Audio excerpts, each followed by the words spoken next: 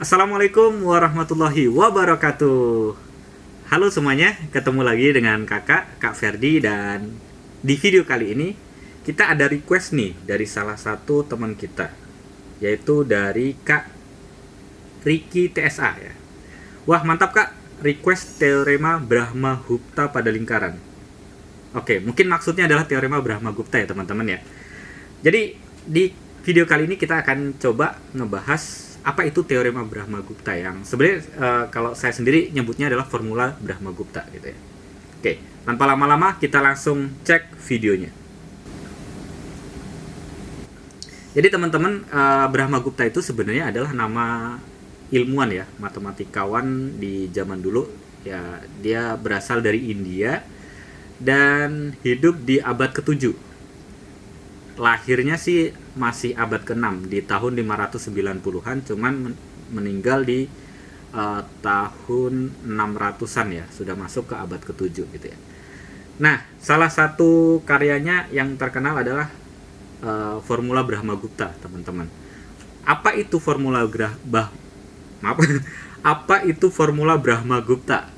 Formula Brahma-Gupta itu adalah formula yang kita gunakan untuk mencari luas segi empat, tapi segi empatnya khusus hanya untuk segi empat siklis. Nah, bagi teman-teman yang penasaran apa itu segi empat siklis, jadi segi empat siklis itu adalah segi empat yang setiap titik sudutnya terletak di lingkaran. Atau kalau misalkan kita buat lingkaran yang melalui setiap titik sudutnya itu bisa gitu ya. Nah, ciri-cirinya apa? Ciri-cirinya adalah sudut yang berhadapan itu jumlahnya 90 derajat. Nah, berarti dia termasuk segi empat siklis. Contohnya adalah persegi. Persegi itu pasti segi empat siklis. Contoh lain persegi panjang itu masih bisa. Jadi kalau teman-teman buat lingkaran yang melalui keempat titik sudut persegi panjang itu pasti bisa. Pusatnya adalah pusat persegi panjang. Contoh lain misalkan apa ya? Bisa aja layang tapi layang-layangnya yang siku-siku gitu ya. Jadi itu segi empat siklis, dan banyak ya, segi empat sembarang pun masih bisa menjadi segi empat siklis. Nah, kalau contohnya gini nih ya, ini segi 4 KLMN dan keempat titik sudutnya ada di lingkaran. Lingkarannya bebas ya, yang penting dia lingkaran dan titik sudutnya ada di sana gitu. Dan formula Brahma-Gupta ini kita bisa gunakan kalau kita tahu panjang masing-masing sisi segi empatnya gitu ya. Misalkan di sini panjangnya adalah A, B, C, dan D. Nah, kalau kayak gitu kita baru bisa cari pakai formula Brahma-Gupta. Nah, rumusnya adalah kalau luas KLMN atau kakak lambanginnya adalah kurung siku KLMN, itu biasanya lambang untuk luas ya. Berarti luasnya adalah akar dari S dikurang A dikali S kurang B dikali S kurang C dikali S kurang D. Nah, S itu adalah setengah dari kelilingnya. Kalau teman-teman udah pernah belajar formula Heron, yaitu luas di segi tiga sembarang, nah ini mirip sebenarnya gitu. Dan nanti cara pembuktiannya kita juga menggunakan formula Heron gitu ya. Jadi mirip sama formula Heron. Kalau formula Heron itu di segitiga sembarang, kalau ini hanya di segi empat siklis. Nah, untuk pembuktiannya nanti mungkin di akhir video ya. Jadi kita langsung ke contoh soal aja. Jadi gimana sih cara nyari luas kalau pakai formula Brahma-Gupta ini. Nah, contoh soalnya nih, sebuah segi empat siklis ABCD dengan panjang sisi berturut-turut 7, 15, 20, dan 24. Tentukan luas segi 4 ABCD tersebut. Nah, kita gunakan formula Brahma-Guptanya nih ya, tadi akar dari S dikurang A, S dikurang B, S dikurang C, dan S dikurang D. ABCD-nya kita anggap aja ngurut ya, A-nya 7, B-nya 15, C-nya 20, dan D-nya 24. Berarti yang perlu kita cari yang pertama adalah kita cari dulu setengah keliling atau si S-nya ya. Berarti si S-nya sama dengan setengah dari jumlah semuanya. 7 tambah 15 tambah 20 tambah 24. Ini kalau kita jumlahkan semua, ini 22 tambah 20 42 tambah 24 berarti 66 ya. Berarti setengahnya adalah 33. Oke, ini S-nya. Berarti kalau gitu untuk nyari luasnya langsung aja kita masukin ke rumus formulanya ya. Jadi akar dari 33 ya. 33 dikurangin 7, 33 dikurang 15, 33 dikurang 20, dan juga 33 dikurang 24. Jangan lupa untuk diakarin. 33 kurangin 7 itu berarti 26 ya. Oke. 26 ini berarti 18, ini 13, dan yang terakhir itu berarti 9. Oke. Nah, kalau ketemu kayak gini nggak usah dikaliin, kita kelompokkan menjadi bentuk kuadrat sempurna. Kayak misalkan ini 9 nih, udah ada 9 ya, udah berarti aman.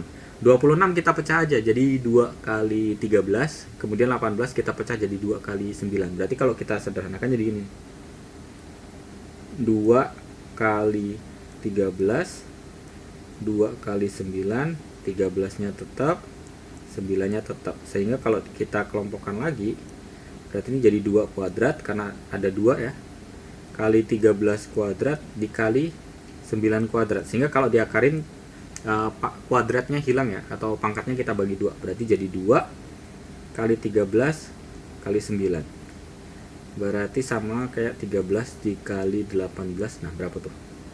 18 kali 13, 4, 5 ya, 54, ini 18, 4, 3, 2, 234 ya. Oke, 234. Nah, inilah luas dari segi 4 siklis ABCD. Nah, kurang lebih seperti itu ya cara mencarinya ya. Oke. Sebenarnya sederhana. Jadi kalau teman-teman sudah paham tentang formula Heron atau rumus Heron dalam mencari luas segitiga sembarang, teman-teman insya Allah sih bisa untuk mencari luas segi 4 siklis ya. Nah, dengan formula Brahmagupta tersebut gitu. Nah, untuk pembuktiannya karena cukup panjang, berarti kakak nggak akan pakai PPT. Sebentar, saya ganti dulu ya, pindah dulu ya. Oke, untuk pembuktiannya kita akan coba buktikan teorema Brahmagupta tadi ya. Jadi konsep yang digunakan tadi sudah sempat di-spill, yaitu menggunakan Heron ya. Jadi bagi teman-teman yang belum tahu Heron, ya sebenarnya mirip ya tadi Brahmagupta, karena Brahmagupta itu pengembangan dari Heron. Dan juga nanti kita gunakan kesebangunan segitiga. Nah, pertama kita perpanjang dulu ya NK sama ML sehingga nanti bertemu di titik P di sini.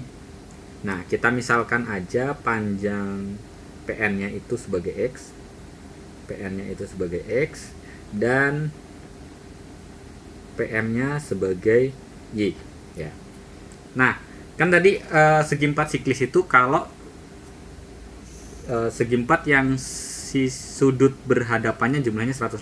Contohnya gini, sudut di N dan sudut di sini itu jumlahnya 180. Nah, ini bersebelahan, itu kan saling perlurus tuh, jumlahnya juga 180. Berarti kesimpulannya nanti sudut ini dengan sudut ini itu sama. Sehingga antara segitiga PLK dan juga segitiga PMN itu sebangun karena ada 2 pasang sudut yang sama ya, yang barusan dan juga sudut P-nya kan berhimpit gitu ya. Jadi kita dapat kesimpulan bahwa segitiga PKL itu nanti sebangun dengan segitiga PMN gitu ya. Nah, kalau sebangun berarti sisi-sisi yang bersesuaian nanti sama, sebanding, maaf.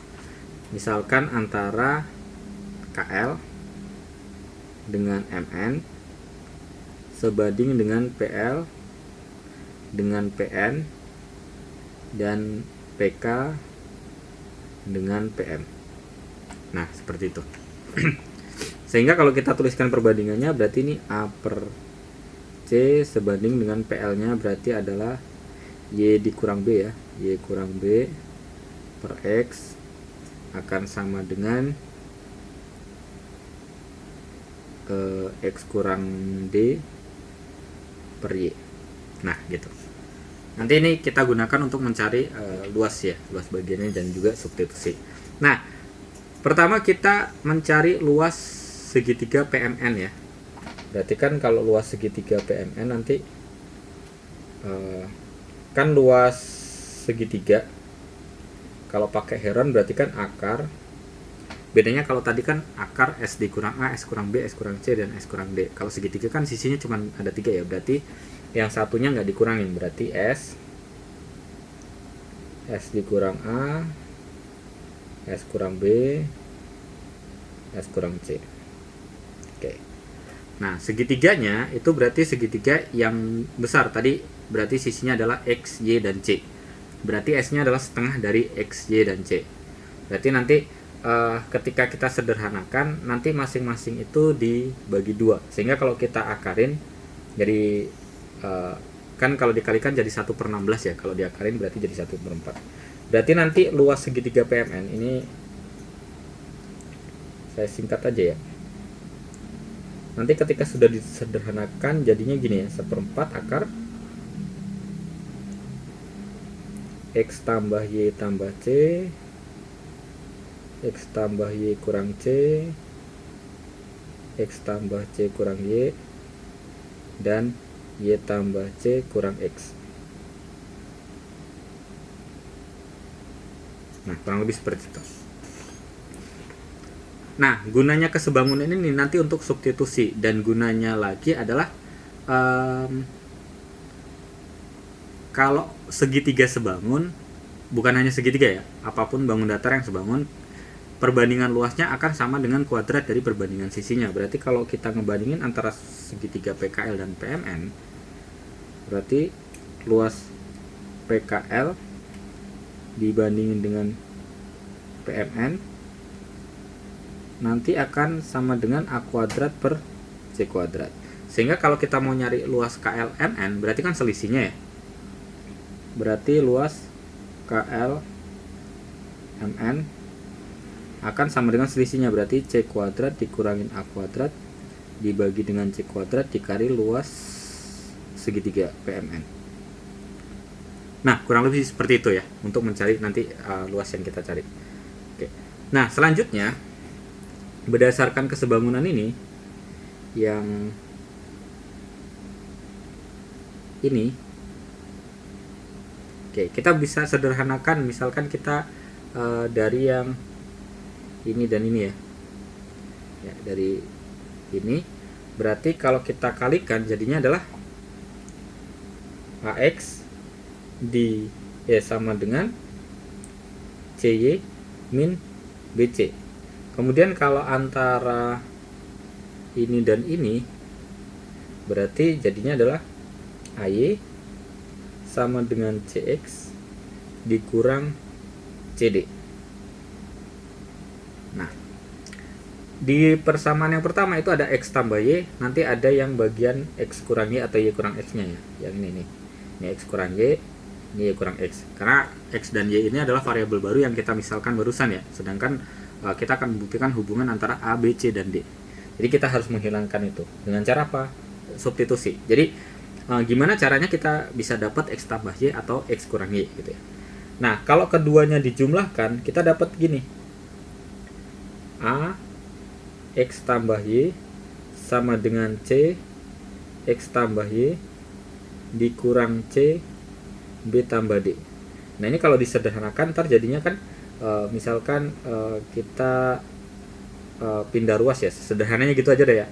Yang C dikali B ditambah D kita pindah ruas ke sebelah kiri, kemudian A dikali X ditambah Y kita pindah ruas ke sebelah kanan, sehingga nanti bisa jadi A kurang C dikali X tambah Y, sehingga X tambah Y nya jadi seperti ini. X tambah Y nya berarti jadi C dikali B tambah D dibagi dengan C kurang A ya, kurang lebih seperti itu. Nah, selanjutnya untuk yang nyari X kurang Y nya tinggal dikurangin aja tuh dari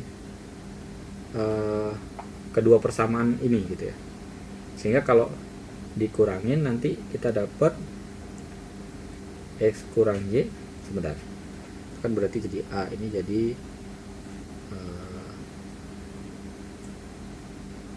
negatif C, berarti jadi C dalam kurung D min B per C tambah A ya. Nah, jadi seperti itu. Nah, selanjutnya kita substitusi. Jadi masing-masingnya, misalkan dari X tambah Y tambah C, kita substitusi, berarti nanti jadi C dikali B plus D per C min A ditambah C, sehingga kalau disederhanakan lagi itu nanti jadi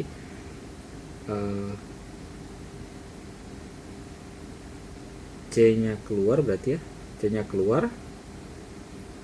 Nah, ini kan berarti sama-sama dikali C per A per C min A per C min A ya, sehingga nanti jadinya adalah C nya keluar, berarti ini jadi B tambah D tambah C dikurang A per C min A. Nah, ini adalah bentuk yang ini kan, kalau S itu kan sama dengan berarti A tambah B tambah C tambah D ya. Sehingga kalau jadi B tambah C tambah D kurang A, itu kan berarti sama, supaya jadi min A berarti dikurang 2A nih. Jadi S dikurang 2A. K dikurang 2A ya. Maaf, ini K dulu. Ini K. Berarti kalau sama-sama kita bagi 2 ya, berarti ini jadi S min A sama dengan B plus C plus D min 2 min A, atau ini 2 nya keluar aja.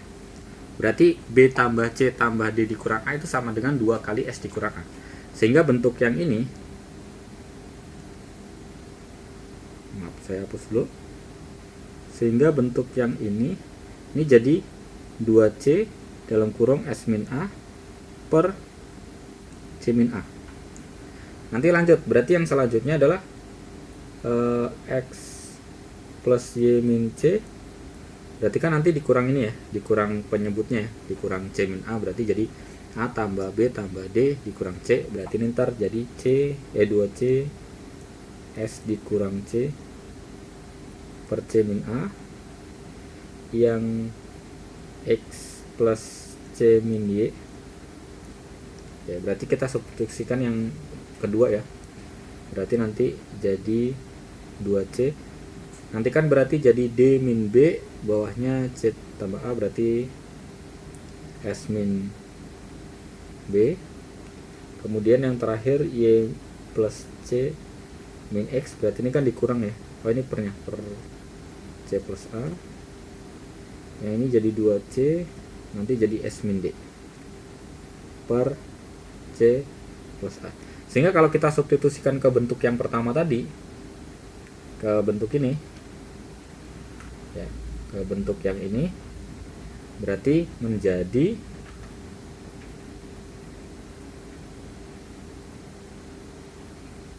PMN, ini kan kalikan semua ya, berarti jadi 1/4 akar, berarti jadi 16C kuadrat, C pangkat maaf C pangkat 4 dikali S min A, S min B, S min C, S min D per C min A nya kuadrat, C plus A nya juga kuadrat. Nah, seperti itu. Sehingga kalau disederhanakan lagi, ini jadi 16 nya keluar jadi 4, habis ya, berarti tinggal C kuadrat per C min A dikali C plus A, berarti jadi C kuadrat min A kuadrat, akar S min A, S min B, S min C, dan S min D. Oke. Nah, terakhir berarti kita untuk mencari luas KLMN kita bisa pakai yang bagian ini. Oke. Berarti luas KLMN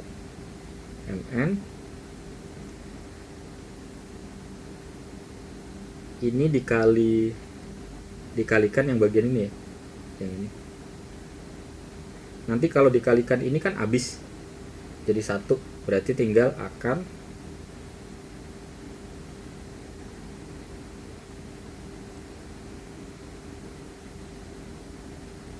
S min A,